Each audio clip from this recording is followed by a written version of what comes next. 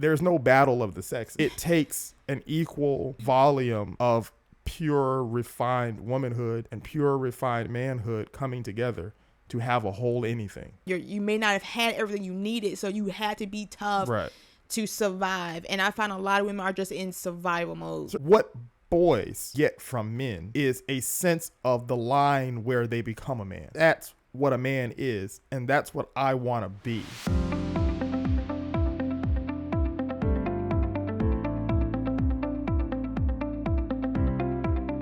Welcome to episode 2 of the Godly Mom Podcast. I'm so thankful that you are here today, and I'm so excited because I have another special guest, and we're going to be talking about the importance of male leadership in the home, because even though we're talking about godly moms, but you can't be a mom without a father. And unfortunately, in our world, we don't have enough fathers and enough manly roles in the lives of children. So we're going to be talking about that today. I would like to encourage you to like, share, and subscribe if you find this podcast useful and good. All right. So let's open up with a scripture. Today's scripture is going to be Proverbs 1, verse 8 and 9. And I'm reading from the Passion Translation. Pay close attention, my child, to your father's wise words, and never forget your mother's instructions, for their insight will bring you success, adorning you with grace, filled thoughts, and giving you reins to guide your decisions. That is a powerful scripture, and that's exactly what we're doing today on this podcast. Now, my special guest, I'm going to read his bio, and then I'm going to tell you a fun fact after, okay? Oh boy. Born into a family of ministry, Hampton Roads, Virginia native Dale Davis Jr. has been teaching the gospel for over 20 years, serving as music director for his local church, Rapture Worship Center, since 2001. He was ordained into pastoral ministry in 2021 and serves as associate pastor of Rapture. He is happily married to his wife of 9 years, Taylor, and is the owner of the Destiny Center Studios, a music tutoring academy and recording studio specializing in training and equipping new musicians and artists to achieve their dreams in life and in music. And the fun fact is, he is also my brother. In case you hadn't noticed the resemblance, in case you couldn't tell. I call him my little big bro. We are 4 years apart. I'm older. I know you can't tell that. But I call him my little big bro for a long time because even though he's younger, he's always act very old for his age. And most people... I'll take that as a compliment. Yeah. Most people always thought the opposite, that he was older than me. And sometimes when we were out, because we hung out a lot when we were younger, they would think we were twins. And on the offbeat occasions, people would think we were married. I don't even understand. Some people are blind. I don't understand. I mean, come on. That was kind of a stretch, but welcome, brother. Thank you for having me, sister dear. It is going to be a fun podcast. I hope so. I'm looking forward to what you have to say. I want to read some statistics because people tend to believe stats. People are fact checking these days, and people love facts. So I will start with this one. And this particular stat comes from the Pew Association. And it says that the U.S., here in the United States, has the world's highest rate of children living in a single parent household. Okay. For decades, the share of U.S. children living with a single parent has been rising, accompanied by a decline in marriage and a rise in births outside of marriage. The new Pew Research Center study of 130 countries and territories shows that the United States has the world's highest rate of children living in a single parent household. That is a lot. Almost a quarter of the U.S. children under the age of 18 live with one parent and no other adult. 23% more than 3 times and 3 times more than children around the world. That is just mind-blowing to me. Very. When you put it in numbers like that. When you put it in numbers. And this particular podcast is going to be geared more to single moms. And this is for all moms, whether you're married, But this is geared to single moms because usually it's the mothers who are raising children when you're talking about a single family home. And this particular stat comes from singlemomguide.com. It says single mothers has grown so common in America that today 80% of single parent families are headed by single mothers. 4 out of 10 children were born to unwed mothers. Nearly 2/3 were born to mothers under the age of 30. Today, 1 in 5 children under the age of 18, a total of about 15.7 million, are being raised without a father. Now, of course, a single mom could come from different situations, unmarried. And based off of these stats, 51.4% was never married, 29.3% divorced, 15.6% separated, and 3.6% widowed. So these are the stats that we're living in, and these are current stats. These are 2024 stats and some from last year. But these are current stats that we are living with, and this is just in the U.S., not even talking about the whole entire world. So we have a epidemic of fatherless children who don't have any direction or identity. Well, fatherlessness it breeds fatherlessness, because what happens is, if you grow up in a home without a man, you have to define manhood for yourself. Both the women have to, if it's a daughter, she has to define manhood. If it's a son, he has to define manhood. And so what happens is, if you grew up in an environment where there wasn't a man in the home, you develop the idea that it isn't necessary to have a man in the home. So then the next generation perpetuates the idea that it's not necessary. And when you stop treating something as necessary, over time, it becomes less and less prominent. I blame, first and foremost, men. Yeah. Because men stopped teaching their sons that it was important to be a husband before he's a father. They stopped teaching their sons the value of being a man. So someone has to teach them. And when there's a lack of male leadership in a home, the void is filled by any charismatic, prominent, or dominating individual. Usually that's going to be someone with their own set of problems, but they're famous, they're successful, they're wealthy, they're prominent. You see them all the time. And so whatever they say, you begin to try to mimic or mirror in your life. And no child is a mistake, but the circumstances in which you put that child in can be. And when men fail their job, women have to pick up the slack. And God never designed women to do the job of a man. Amen. And because of that, the entire society suffers.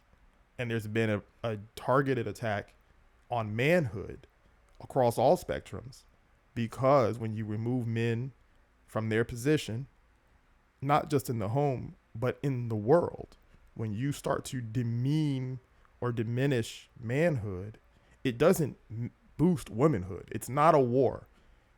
There's no battle of the sexes. There isn't. It's a lie. It takes an equal volume of pure, refined womanhood and pure, refined manhood coming together to have a whole anything, to have a whole society, a whole family, a whole church, a whole community. It's not a battle. The battle of the sexes has always been the lie, where it's men over women or women over men, or anything you can do, I can do better. I don't believe that anything my wife can do, I can do better. God didn't design us to oppose each other. He designed us to refine each other, to complete each other. And the idea that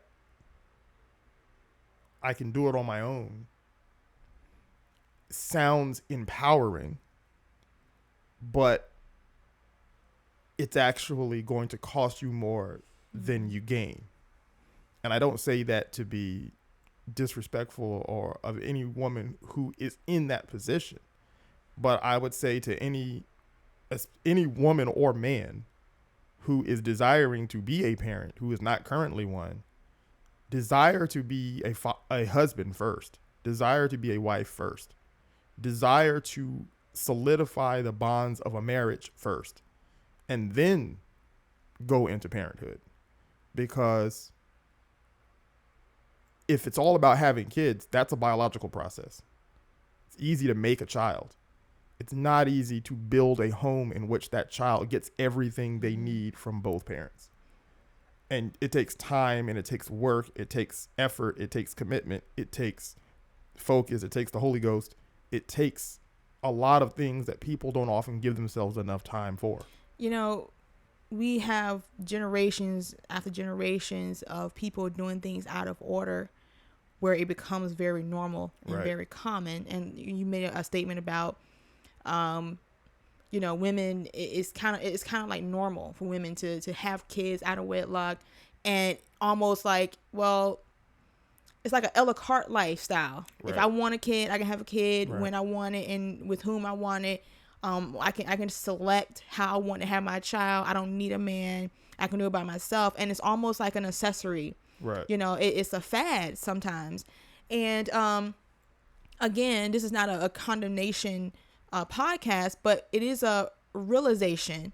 We have to realize where we went wrong so we can correct our course, because if not, we're going to continue so off that the generation is getting worse because we're so far off from the original plan of God for our lives and for men, women, and for children.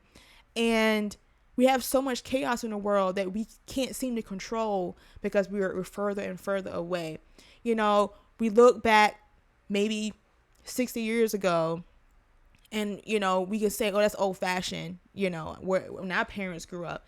And even though our parents didn't have perfect homes, but they had a father and they had a mother. Values were different. Their values were different. And it was very normal to have a father at home and a mother at home, father taking care, you know, the family by working and being the provider, woman staying home, providing for the children as far as nurturing and being there and raising them and training them. And now we look at that as something as, it's bondage, it's slave, it's not, it doesn't work. But anytime you see someone else try to rewrite the script, they have chaos and their children is haywire.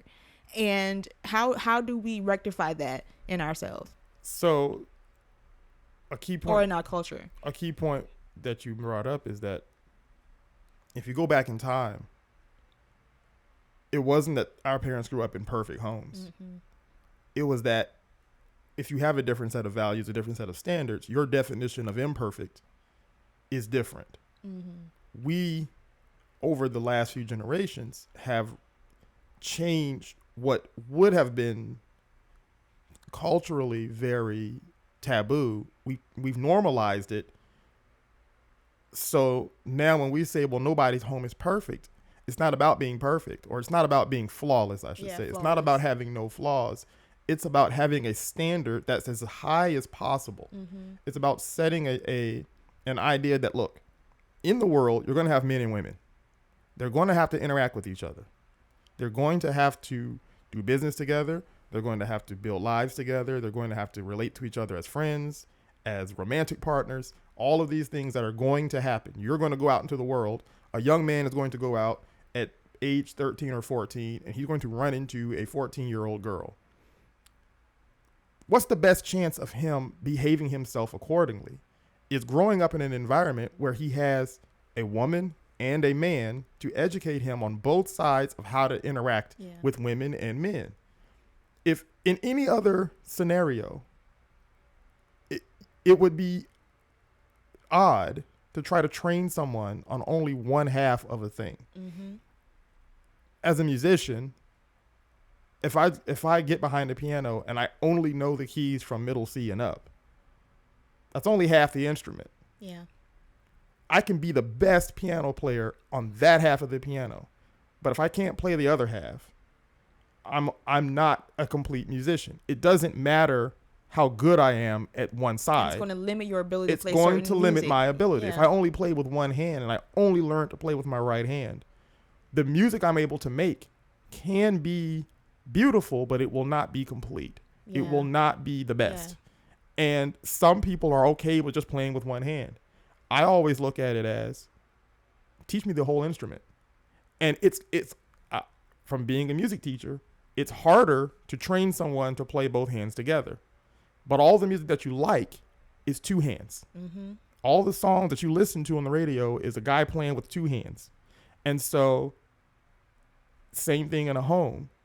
Why would I deny my child the privilege of learning both hands? And I like the statement you made about, though you may be able to make a beautiful music with one hand, but it's not complete. And I think that is where we need to kind of focus on a little bit more, because there are some single moms out there who are doing a great job of raising their children. They give them a great education, and their children grow up very cultured, and they may be very balanced in the sense that they have values and things like that. And you can look at them and say, that mom did a great job. And she did a great job with what she had. But there's another level that her children and her are not able to experience because they lack the male role in their lives. And usually those women who have done it great or did it good, if you peel back the layers, you may see there's been a male role model, whether her father or uncle, grandfather, or somebody like that. Someone who was heavily involved in the children's lives from the male perspective, because you need that. Mm-hmm.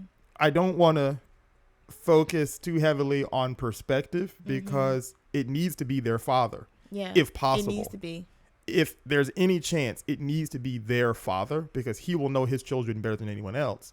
But if he's not around, or if it's not possible, then there needs to be still heavy male perspective, because they are going to have to function in a world with both sides. When the standard is changed, we start compensating. For men, a lot of times, what we get most from our fathers is not just practical information, because you can get a lot of that online. You can learn how to change a tire, how to do all that stuff. And it's good to learn those things from your dad if you've got one. But what males get from men is a sense of the line where they become a man. You need a line that you're shooting towards, where you go, that's what a man is, and that's what I want to be. Yeah. When I was growing up, one of the reasons why I'm so happily married now is because in my whole life, I wanted to be a husband. And that's what was modeled before you. Husbandry or husbandhood, or whatever the word is, was modeled in front of me in a way that made it attractive. So I didn't just want a woman. I wanted a wife. Yes. I didn't just want to be with someone. I didn't date around a whole lot of people and then lock down the one that I was currently feeling the best about, which is what a lot of people do. That was not what I was shooting for. I said, look, any woman that I get involved with is going to be my wife, because I want to be a husband, and I want to be a husband as soon as possible. Not as soon as possible, but when I step into that arena, my only true goal is to be a husband. So it doesn't matter what she can or can't do. If I decide I'm going to be her husband, I'm in for everything. I'm in for all of it. I'm in for all the work. I'm in for all the responsibility. I'm in for all the on days and the off days, because I want to be a husband. That type of commitment is modeled to a young man. It's modeled. He sees his father be a husband when it feels good, when it doesn't feel good. And most importantly, he sees his mother treat him in such a way that it makes being a man attractive. Because most young men just want a woman to respect them and to love them and to honor them and to give them their just due. Rappers and athletes will get 20 low quality women to pretend to love them. Low quality. Well, there's high quality and low quality people. Let's just be honest. No, I know. They will surround themselves with dozens of low quality people to pretend to care about them, as long as the money's flowing and we're having a good time. But inside, they just want one high quality woman to love them for who they are and ask nothing in return. And that guy will go to war for that woman. That's in every man. And what brings it out is when it's modeled in front of him. And if he doesn't get that model, then he goes and surrounds himself with low quality people. And he ends up in a lot of bad relationships. He doesn't learn how to handle his emotions well. He doesn't learn how to handle stress well. He doesn't have the mental toughness it takes to succeed in life. And you see a lot of nothing, and I don't want to get too preachy, but nothing. Oh, you can be preachy. Nothing annoys me more as a man than to talk to another man who complains about his life constantly. Because that's a sign that dad didn't do his job. Whether he was there or not there, he didn't do his job. Because look, macho is not tough. But there is a degree of mental toughness that should be developed in everyone, but especially in men, because we're supposed to be able to stand on the front lines of a problem and stay there till it's solved. If you're not making enough money, go make more money. I don't know how. I don't know what you got to do, but go do it and stop complaining that you're broke. If you're out of shape, go to the gym. They're everywhere. If you can't afford to go to the gym, solve problem one and then go to the gym. Or go for a run at the park, but start doing man things and don't complain. I think, and that is something, so I'm with you on annoying to see a person, male or female, who just don't have the mental toughness to stick stuff out and see stuff through. And it is a lack of parenting, especially from a father, where the child is allowed to just give up. Right. You know, in our home, Dad was very strict about that. He's like, if you join, stick with it. Do not quit. Give it 100%. And you do it until it is just so plainly clear that this ain't for me. Right. But you're going to give it 100%. You're not going to quit. There were so many times I would come to him, especially when I was starting my career in cosmetology, and I would come home stressed and be crying. Like, I don't feel like a hairstyle. I can't do this. And he was like, okay, when you're done crying, first. Get up and do it again. Get up and do it again. Just, you know. And I can remember hitting that wall every day. I don't want to do this. But I would get up, do it again. And of course, at the end, I was proud that I stuck it through.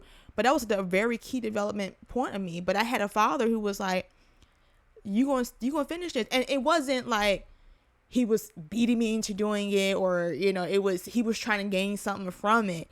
It was just, he was trying to teach me, look, the world is crazy.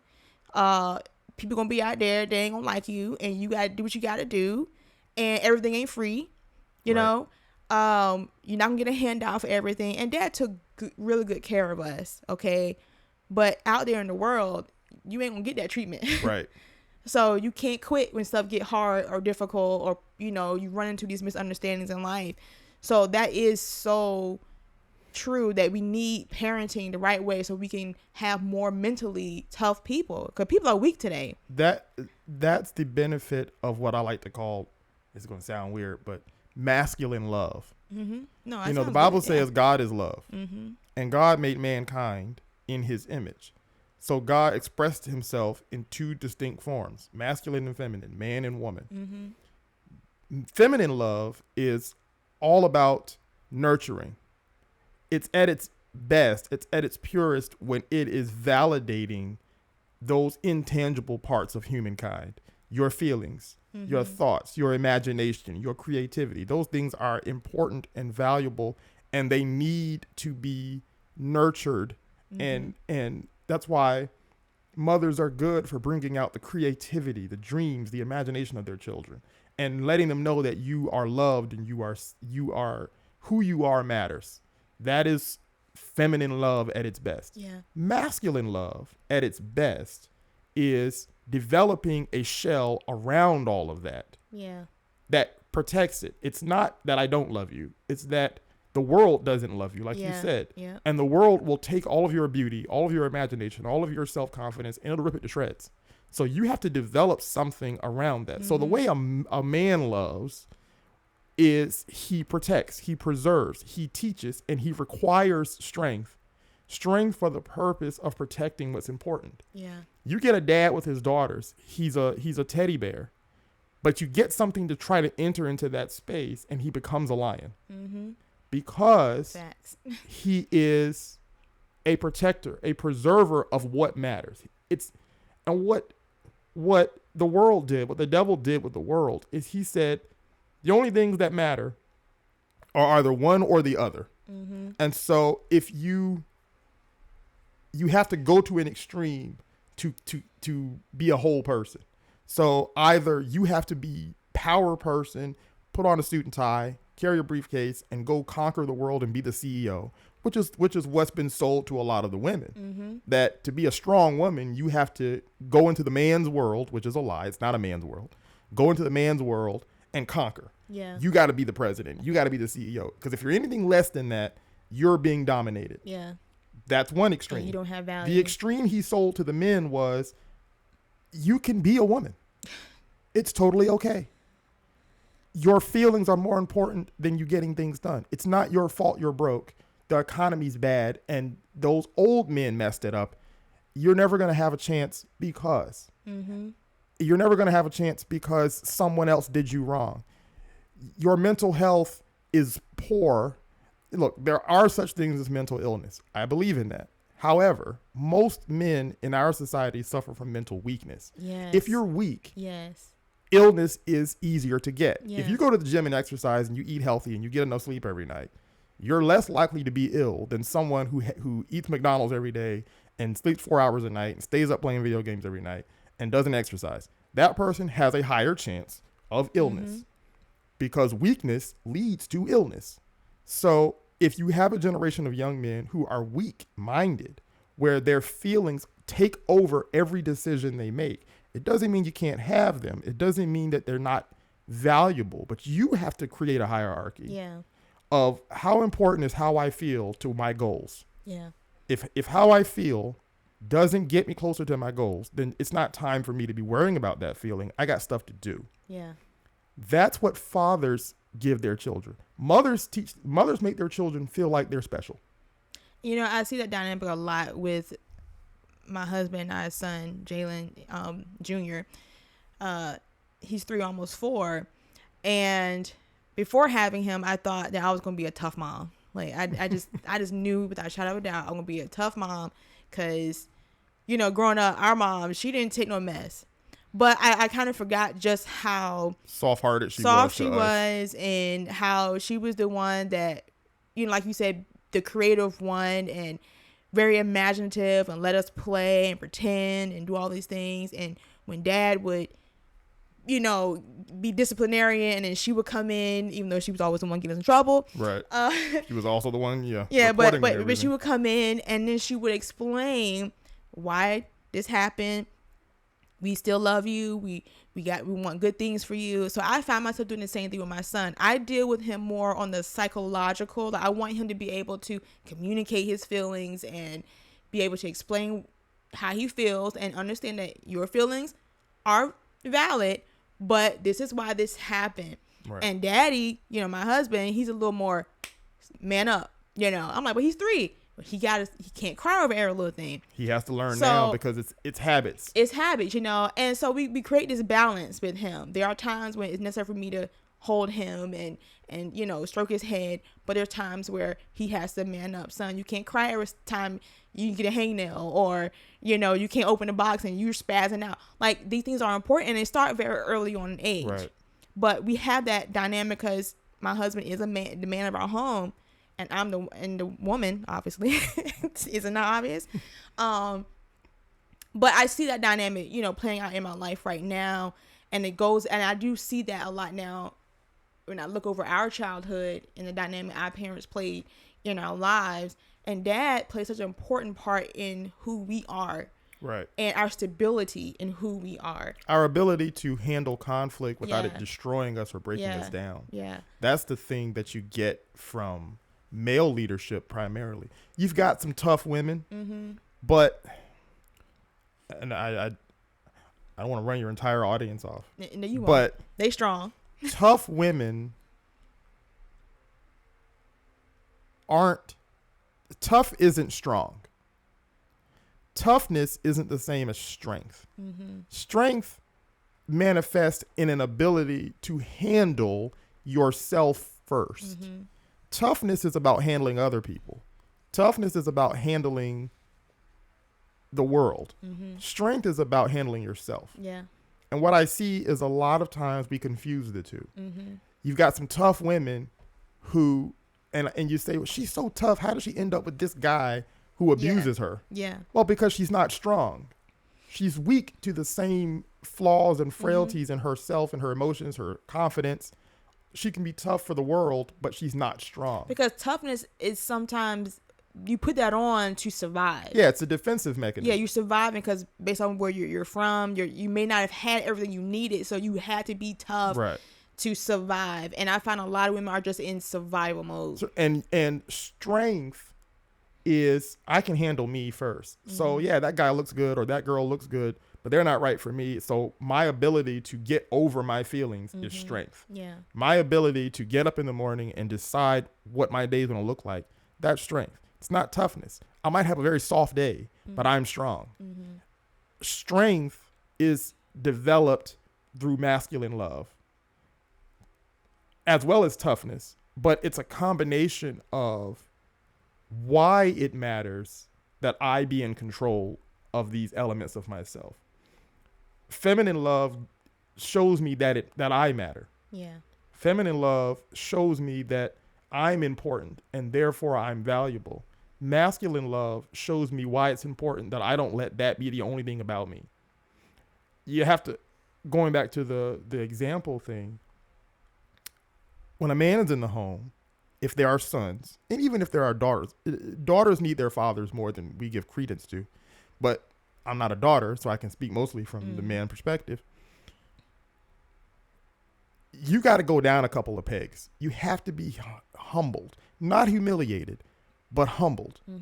A father knows how to humble his son by being the bigger man, by being the better man in the house. And testosterone is real. It's a crazy drug. It's real. It will make you want to dominate your space. It is a natural compulsion. And if you can get away with it, you will. Whether it's through force or oftentimes when there's no man in the house, it's through manipulation. Yeah. Because you learn how to play the emotions of people who care about you to get your way. But when there's a man in the house and he is the dominant man in the home, you're always humbled by how far away from him you are. So he gives you something to strive towards, but he also reminds you when you haven't gotten there yet. And that keeps you humble. Yeah. Because you can be the man on the basketball court. You can be the man on the football field. You can be the man in school. You can be the man here and there. But when you come home, you're not the man yet. I'm still the man. I'm not saying that to lord over you or to bully you, but to keep an example so that you know there's more I can be.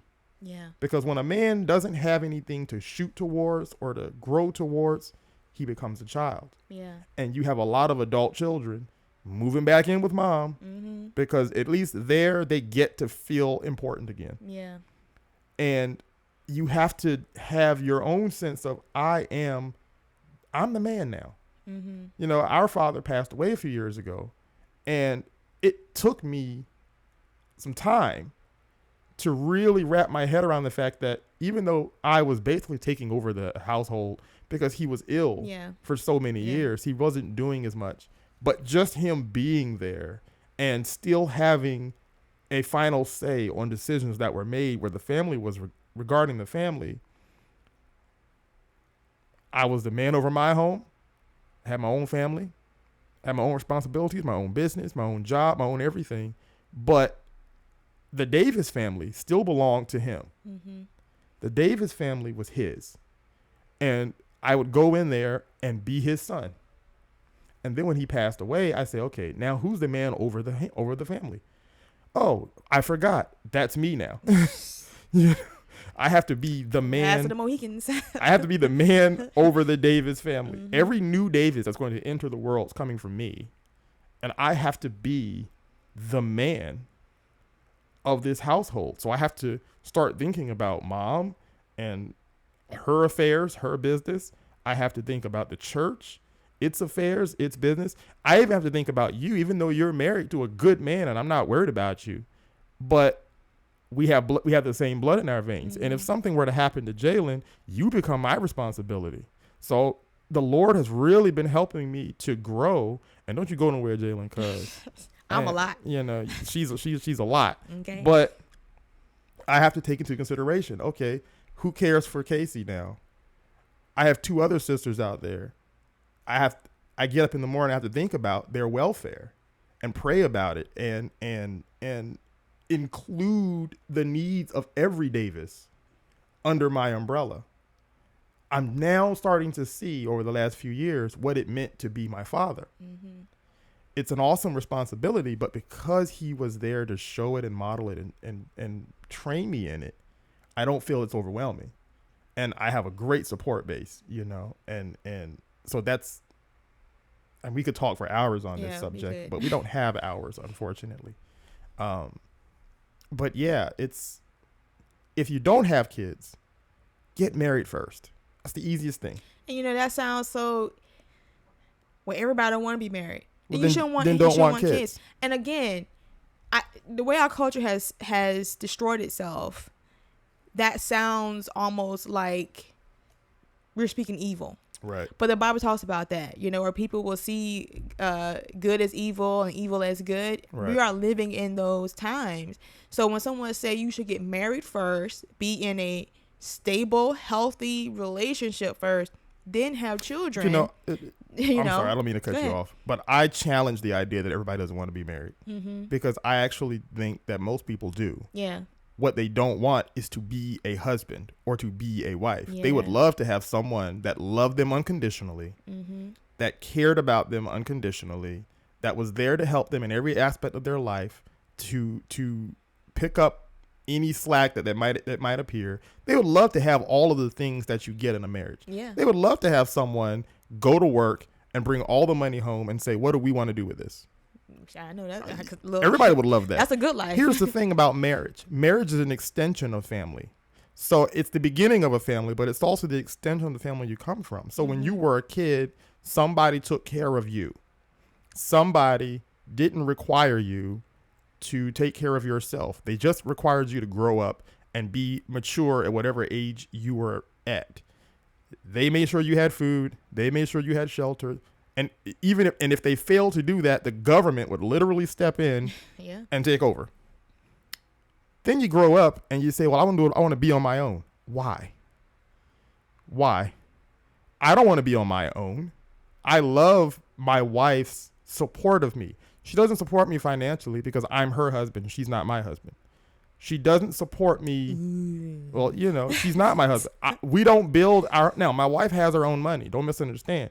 She's a very productive person, and I would never bully her into being less productive than she is. No real man wants to stifle the productivity of his wife. He wants to support it. He wants to push, hey, baby, you want to build that? You go build that. I'm going to help you build that. Whatever you need, I got you. A real man will do that. But our life has to revolve around my ability to cover. Mm-hmm. So what that means is if she wants a Rolls Royce, I got to be a Rolls Royce kind of man. I can't tell her, hey, you got to go build something and get a Rolls Royce because I'm happy with this Honda. I can't be that man. I have to be the man for her. So whatever she wants, I have to be able to grow my vision, my work ethic, my education, my whatever it takes to get that for her. She can go buy it herself if she wants. Yeah. But she's my wife. I asked her to be my wife. I didn't make her my wife. I asked her to be. I have this message that is developing, and it's called the Fatherless Wife. But one thing the Lord showed me just by watching Proverbs, the Proverbs 31 woman, and we get that wrong. It's so wrong. A lot of men get it wrong, and they use it as a whip. Yes. But the most productive woman you would ever see is a married woman. Right. And I know that because of our culture, again, it was like, no, that's not right because I'm this, I'm that, I'm doing this, and I ain't got no man. I don't need no man. But the revelation of the Proverbs 31 shows that she was the most productive as a married woman. Right. And oh man, I can't wait to talk about that. But if women would get that revelation for themselves, no matter where you find yourself, some of us didn't come from good homes. We did not have a father to help raise us. You may have been in an abusive relationship. You may have had an abusive husband. It doesn't matter. God is the healer. He can heal you of all your wounds if you let him. But he's going to steer you in the direction of leadership, proper leadership. Right. Even if you remain single for the rest of your life, you need proper male leadership. That's why here on this channel, we promote you need to be in a word-based church. They're teaching the word and you are covered by male leadership. If you have a father that's in your life, submit to him, let him lead and see for you. And it doesn't mean that you can't hear from God. It doesn't mean that you can't have a personal relationship with God, but it's called divine order. And God did that for our safety so that we can be the most productive in our lives. So the moment you get that revelation, your life will be blessed. And, you know, I'm a very opinionated person. My mom was a very opinionated person. Still is. Still is. That won't change. And because we married right, our husbands didn't squash that. Right. They cultivated it. But left uncultivated, it can run wild and cause... It's confusing. It's frustrating. It's very confusing, frustrating, and cause a lot of damage. We have women, very smart, very beautiful, very intelligent, but they're uncultivated and they're not shepherded, they're not covered. So they're just running wild and they're just running rampant like a virus. Right. And that's why we have the problems we have today. We're on the rise. There are more single moms today raising children, and especially sons. And what's interesting about that is no single mother became one asexually. Nope. If you don't need a man, you shouldn't have kids. Wow, yeah. You needed a man for at least one night. Mm-hmm. Which says that whatever you can do on your own, you can't do that, and you still needed it. Yep. So what we're saying is recognize that it's not that I don't need a man or I don't need a woman. It's I do, but I need it to be in the right situation. Yeah. I need to create an environment where it's not just using that person for my pleasure. Yeah. It's building something that benefits whatever the product of this union is going to be. Because you did need a man at least once. Mm-hmm. Otherwise, you wouldn't have kids. And pretending like there's something noble in using another person and then walking away from them, or them leaving you and you not needing them back, or you not needing someone to replace them. Yeah. Pretending like that's noble is just foolish. It's not noble. A lot of times you were in a relationship and the guy was a jerk and he left. Okay. He might not come back. He pray that he bumps his head and gets himself together. But the role he was going to fill still needs to be filled. Pretending like you should have to fill it is wrong. Mm-hmm. You have to care enough about yourself to recognize that you don't need to be trying to do it all by yourself. Yeah. It's not demeaning you. It's not diminishing you. It's protecting you. It's saying, look, if it was okay for me to do it by myself, I should have been able to start it by myself. But I didn't make this baby by myself, and I shouldn't have to raise it by myself. I can care enough about my child or my children to give them the best possible environment. And the best possible environment will always be man, woman, children. Yep. There is no other combination of things that will produce the type of result in a society, in a family, in a home, in a culture that the world needs. If that were the case, we would have gotten it by now. The world would be getting better if it were the other way around. But it's not. It's not.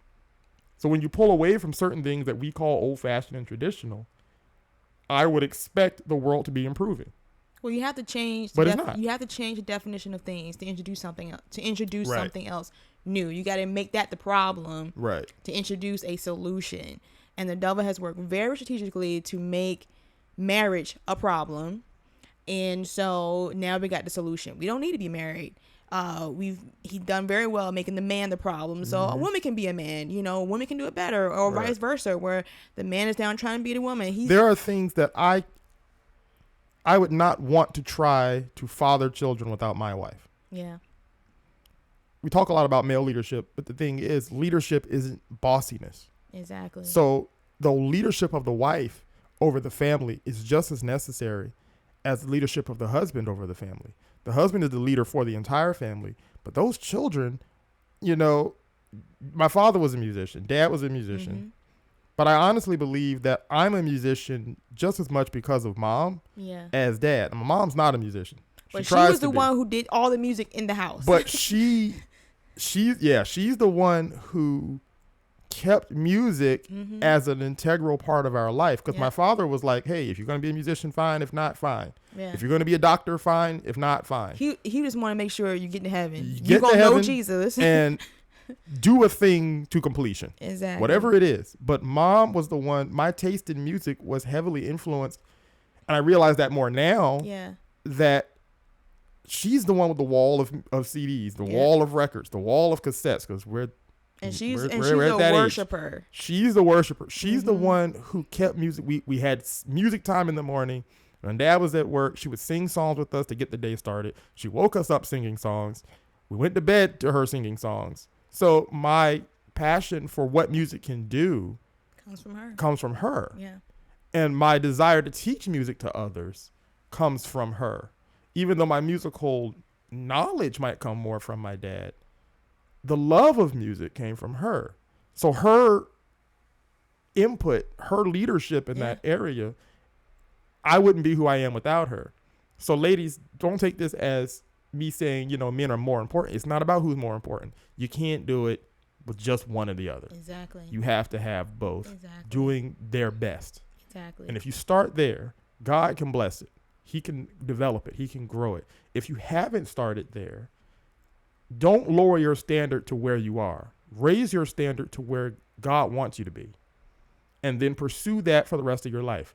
If you get it before you die, great. If you don't, you'll be a lot closer than you are today. Mm-hmm. But don't lower your standard to where you are. You can have better. You can. You can. Everything we're saying is meant to point you in the direction that, hey, I can have better. I can have that life. And if I have that life and it turns out that it's terrible and it's not all they cracked up to be, then write us. But I've not met a single person. Write him. Write me. They're going to put my email address in no. But I've never met a person who got there and said, oh, this is terrible. I don't want this. Yeah. Not a single person. Not a single person. I don't care how hardcore single they were before or how hardcore they were about I don't need this or I don't need that. Once they had it and they had it right, they were happy. Yeah. So just get it and then tell me about it. Yeah. You know? Man, we could sit here all day and talk about this. If you want him to come back on a podcast, just let us know. Leave it in the comments or you can email us. It's been fun. It's been fun. I think that we should do this again because there's so many other topics now coming up in my head. Like, oh, we can talk about this, talk about that. Right. Because it's so important. You know, as a mom, there's hope for you. No matter if you're married, no matter if you're single, you have the ability to be a good mom. And there is grace for you. Right. But you're going to have to submit to the wisdom of God. And I hope that today you gain wisdom.